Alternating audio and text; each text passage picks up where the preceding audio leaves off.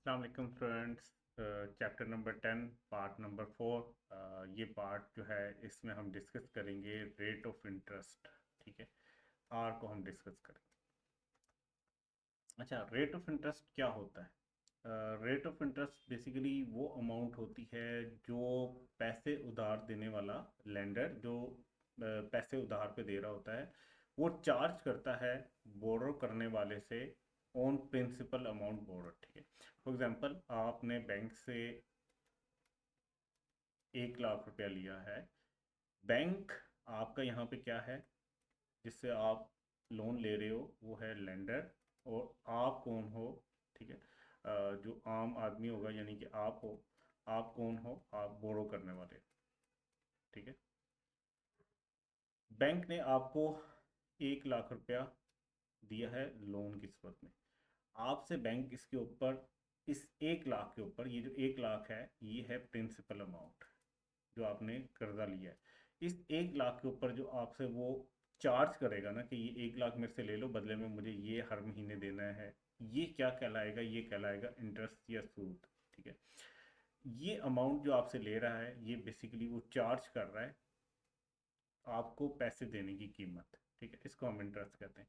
Interest rate is calculated on percentage of principal and on per annum basis. Annum का मतलब होता है सालाना। ठीक है, सालाना बेसिस के ऊपर जो है एक परसेंटेज चार्ज करता है प्रिंसिपल अमाउंट के ऊपर से, कि वो आपको कहता है कि आपने मुझे हर साल 10% के हिसाब से जो है वो इंटरेस्ट देना है। तो लेंडर जो है बैंक, वो आपसे जो चार्ज कर रहा है परसेंटेज बेसिस के ऊपर, परसेंटेज किसकी है? 1 लाख की जो आपको उसने प्रिंसिपल अमाउंट दी है, ये परसेंटेज आपकी क्या कहलाएगी? Interest rate. और जो अमाउंट बनेगी, मतलब 1 लाख का 10% आप हर साल जमा करवाओगे, ये क्या कहलाएगा? इंटरेस्ट। ठीक है, ये सूद कहलाएगा। और इंटरेस्ट का रेट क्या है? वो परसेंटेज जिस हिसाब से ये सूद आपसे लिया जा रहा है प्रिंसिपल अमाउंट का, वो इंटरेस्ट रेट कहलाएगा। ठीक है, इंटरेस्ट रेट दो तरह का होता है, एक को हम कहते हैं नॉमिनल इंटरेस्ट रेट और एक को हम कहते हैं real interest rate. Nominal interest rate क्या होता है? रेट विद इन्फ्लेशन, जिसमें इन्फ्लेशन इंक्लूड होती है। Nominal interest rate is actual interest rate paid on any boring. वो इंटरेस्ट रेट जो आप पे कर रहे होते हो किसी भी चीज़ को बोरो करने के ऊपर से, कि आपने अगर पैसा लिया है लोन की सूरत में, तो उसके ऊपर जो आप इंटरेस्ट पे कर रहे होते हो वो आपका एक्चुअल इंटरेस्ट रेट होता है, जो कि नॉमिनल होता है, उसमें इन्फ्लेशन का इफेक्ट भी आता है। ठीक है, एग्जाम्पल के तौर पे, if a borrower pays 10 on every 100 rupees lend to him. हर 100 रुपया जो उसने कर्जा लिया है उसके ऊपर अगर वो 10 रुपये पे कर रहा है, तो नॉमिनल इंटरेस्ट रेट क्या होगा? 10 रुपीज, सॉरी 10%। अच्छा, रियल इंटरेस्ट रेट क्या होता है? It is the rate without inflation, जो इन्फ्लेशन के रेट को निकालने के बाद आता है, मतलब इन्फ्लेशन इसमें एडजस्ट हो जाती है। ठीक है, if a bond compound annually. अच्छा, ये बॉन्ड्स होते हैं, इनके ऊपर एनुअली कंपाउंड हो रहा होता है। फॉर एग्जांपल, ये आपने 100 रुपया लिया। ठीक है, इसके ऊपर आपने हर साल 10 रुपये देने थे। आपने अगर वो 10 रुपये नहीं दिए तो अब ये 110 हो जाएगा। और इस 110 के ऊपर आपने मजीद 10% के हिसाब से देना होगा, यानी 11 रुपये देने होंगे। अगर आप ये भी नहीं देते तो ये 121 हो जाएगा, और इसके ऊपर आपने अब इसके हिसाब से रेट देना होगा। ठीक है, सो इस हिसाब से ये जो है, से कि 10% था, तो हर दफ़ा 10% कंपाउंड होता जाएगा पिछली अमाउंट में इंटरेस्ट की अमाउंट मिला के। तो इसको हम कहते हैं कि कंपाउंड एनुअली जो हो रहा हो उसके ऊपर। अगर नॉमिनल इंटरेस्ट रेट है 10%, मतलब इन्फ्लेशन के साथ वाला रेट है 10%, और इन्फ्लेशन का रेट चल रहा हो 6%, तो रियल इंटरेस्ट रेट क्या होगा? 4%। मतलब सिंपल अगर हम कहें कि real interest rate equal to nominal interest rate minus inflation rate. ठीक है, तो यहाँ से आप जो है रियल इंटरेस्ट रेट निकाल सकते हो नॉमिनल इंटरेस्ट रेट में से, जब आप इन्फ्लेशन रेट लेस कर दो। अच्छा, इंटरेस्ट रेट को डिटरमिन करने के लिए कौन से फैक्टर होते हैं? डिटर्मिनेंट्स हैं जो डिटरमिन करते हैं कि इंटरेस्ट रेट क्या होगा। एक है सप्लाई और दूसरा है डिमांड। डिमांड एंड सप्लाई किस चीज़ की? क्रेडिट मनी की। उधार वाला जो पैसा है इसकी डिमांड और सप्लाई ये डिटरमिन कर रहे होते हैं कि एक टाइम पे इंटरेस्ट रेट क्या होगा। जैसे आपको अगर याद हो, माइक्रो इकोनॉमिक्स के अंदर प्राइस कैसे डिटरमिन हो रही होती थी? डिमांड और सप्लाई जहाँ पे मिलते थे तो वहाँ पे प्राइस डिटरमिन होती थी। यहाँ पे इंटरेस्ट रेट कैसे डिटरमिन होगा, ठीक है, वो मनी डिमांड और मनी सप्लाई जहाँ पे इक्वल हो रहे होंगे वो इंटरेस्ट रेट होगा, ठीक है। The interest rate depend upon the supply and demand of credit money. And increase in demand for credit money, जब आपकी डिमांड जो है क्रेडिट मनी की डिमांड, मनी डिमांड इंक्रीज होगी, इससे क्या होगा, would lead increase in rate of interest and vice versa. और जब इंक्रीज होगी मनी सप्लाई तो उससे क्या होगा, डिक्रीज होगा इंटरेस्ट। अभी इसको देखते हैं, ये मनी डिमांड है, ये मनी सप्लाई है, ठीक है, ये इंटरेस्ट रेट बना है।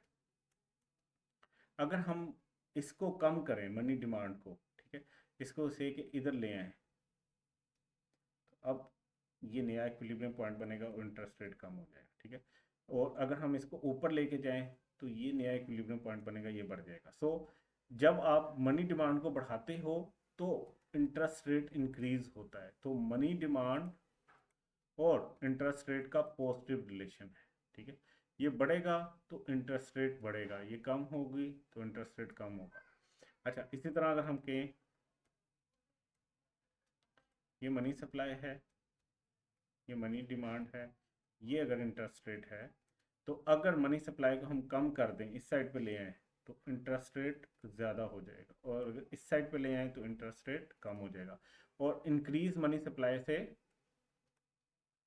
जो आपका इंटरेस्ट रेट है वो डिक्रीज हो जाता है। यानी कि मनी सप्लाई का इन्वर्स रिलेशन है आपके रेट के साथ, रेट ऑफ इंटरेस्ट के साथ। मनी सप्लाई ज़्यादा तो इंटरेस्ट रेट कम, मनी सप्लाई कम तो इंटरेस्ट रेट ज़्यादा, ठीक है। ये इस तरह आपको पता है कि मार्केट रेट ऑफ इंटरेस्ट कैसे डिटरमिन हो रहा होगा। जहाँ पे मनी डिमांड और मनी सप्लाई इक्वल हो रहे होंगे, वो एक्विलिब्रियम पॉइंट जो है उस पर जो इंटरेस्ट रेट होगा वही आपका मार्केट का इंटरेस्ट रेट होगा। Change in money supply. अब बात आती है कि मनी सप्लाई को चेंज कैसे किया जा सकता है। तो आपने पहले कुछ पढ़े थे मेथड जिसके साथ मनी सप्लाई को गवर्नमेंट जो है वो कंट्रोल कर सकती थी, कम ज़्यादा कर सकती थी। तो गवर्नमेंट बिल्कुल चेंज कर सकती है मनी सप्लाई को। Government will try to increase interest rate. अच्छा, इंटरेस्ट रेट से भी मनी सप्लाई जो है वो कम ज़्यादा हो सकती है। अच्छा, इंटरेस्ट रेट से कैसे हो सकती है, गवर्नमेंट जब करेगी ना कोशिश कि इंटरेस्ट रेट को इंक्रीज कर दे तो मनी सप्लाई कम हो जाएगी। आपने पढ़ा है ना कि मनी सप्लाई और इंटरेस्ट रेट का नेगेटिव रिलेशन है। तो अगर मनी सप्लाई जो है उसको आपने कम ज़्यादा करना है या रेट को कम ज़्यादा करना है तो मनी सप्लाई को आप कम ज़्यादा कर सकते हो। आपको पता है मनी सप्लाई सिर्फ रेट से ही अफेक्ट नहीं होती। ये तो हमने इसका एक डिटर्मिनेंट पढ़ा था ना कि मनी सप्लाई का प्राइमरी क्या होगा, वो रेट होगा। रेट की वजह से मनी सप्लाई, लेकिन मनी सप्लाई को याद है आपको कंट्रोल करने के लिए कुछ और भी हमने मेथड्स पढ़े थे जो गवर्नमेंट ले रही थी। जैसे ओपन सिक्योरिटीज़ को बेच के, ओपन मार्केट में, ओपन मार्केट ऑपरेशंस में गवर्नमेंट अपनी सिक्योरिटीज़ को बेच के और ख़रीद के भी मनी सप्लाई कर सकते हैं। सो डिफरेंट हमारे पास मनी सप्लाई को चेंज करने के मेथड्स हैं गवर्नमेंट के पास। तो अगर मनी सप्लाई को चेंज करके हम इंटरेस्ट रेट को भी तो बदल सकते हैं, क्योंकि इंटरेस्ट रेट किस पे डिपेंडेंट होता है, मनी सप्लाई पे और मनी डिमांड पे। सो मनी सप्लाई को चेंज करके हम इंटरेस्ट रेट को इंक्रीज या डिक्रीज कर सकते हैं। Government will try to increase interest rate. Government increase कर सकती है इंटरेस्ट रेट को। कैसे, अगर वो किसी भी तरह, जो उसके बाद मेथड्स है 4-5, उससे मनी सप्लाई जो इकोनॉमी में है उसको कम कर दे तो कंजम्पशन कम होगी, कंजम्पशन कम होगी तो एग्रीगेट डिमांड भी कम होगी, इन्फ्लेशन भी कम होगी, इन्वेस्टमेंट भी कम होगी कंट्री में। ये होगा कैसे, अगर गवर्नमेंट ये चाह रही है कि इंटरेस्ट रेट बढ़े और उसके पीछे रीजन क्या बने, मनी सप्लाई, तो उसको मनी सप्लाई को कम करना पड़ेगा। मनी सप्लाई कम करेगी तो इंटरेस्ट रेट बढ़ जाएगा। देखें, ये मनी सप्लाई है, अगर ये इंटरेस्ट रेट है तो मनी सप्लाई को अगर कम कर दिया जाए, ठीक है, तो इंटरेस्ट रेट जो है वो बढ़ सकता है। मतलब मैं मनी सप्लाई को इस साइड पे ले आऊँ तो इंटरेस्ट रेट ऊपर चला जाएगा, ठीक है। तो अगर गवर्नमेंट यही चाह रही है कि मनी सप्लाई को इधर से इधर किया जा सके तो वो कर सकता है। हमने मेथड्स पढ़े हैं डिफरेंट। तो कैसे कर सकते हैं, एक तरीका ये हो सकता है कि गवर्नमेंट क्या करे, सिक्योरिटीज बेचे ओपन मार्केट में, ठीक है।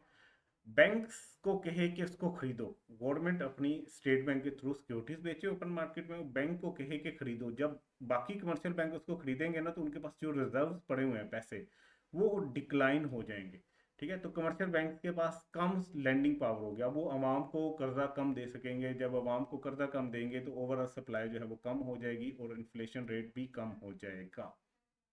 ठीक है, क्योंकि लोगों के पास कम कर्जा लेने की सलाहियत होगी, लोग कम कर्जा लेंगे तो इन्फ्लेशन भी कम होगी क्योंकि वो खर्चा कम कर रहे होंगे। ठीक है, तो इसी तरह अगर गवर्नमेंट ये चाह रही हो कि इंटरेस्ट रेट को कम करना है तो वो क्या करे, मनी सप्लाई को बढ़ा दे।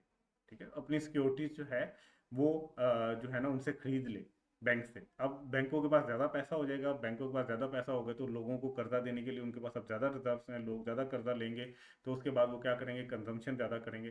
तो उससे क्या हो सकता है कि इन्फ्लेशन तो बढ़ेगी लेकिन इकोनॉमी ग्रो करेगी। So all the factors are reserve with decrease in interest rate. ठीक है, जब हमने इंटरेस्ट रेट डिक्रीज करना है तो अभी जो हमने पढ़ा है उसका सारा उल्ट करना पड़ेगा। ठीक है, तो से कि ये अगर पहला इंटरेस्ट रेट था, अगर इस इंटरेस्ट रेट को हम नीचे लेके आना चाहते हैं तो हम क्या करेंगे, मनी सप्लाई बढ़ा देंगे, मनी सप्लाई यहाँ पे ले आएंगे। अब एक नई मनी सप्लाई की M1 कर्व बन जाएगी जो यहाँ पे मनी डिमांड को मिलेगी और आपका इंटरेस्ट रेट कम होके R से R1 पे आ जाएगा। और अगर हम इंटरेस्ट रेट को बढ़ाना चाहते हैं, R2 पे लेके आना चाहते हैं, तो हम यहाँ से, ये अगर हमारी ओरिजिनल मनी सप्लाई थी तो इसको इस साइड पे कर दें, मनी सप्लाई को कम कर दें, नया इक्विलिब्रियम इधर बनेगा और इंटरेस्ट रेट बढ़ जाएगा।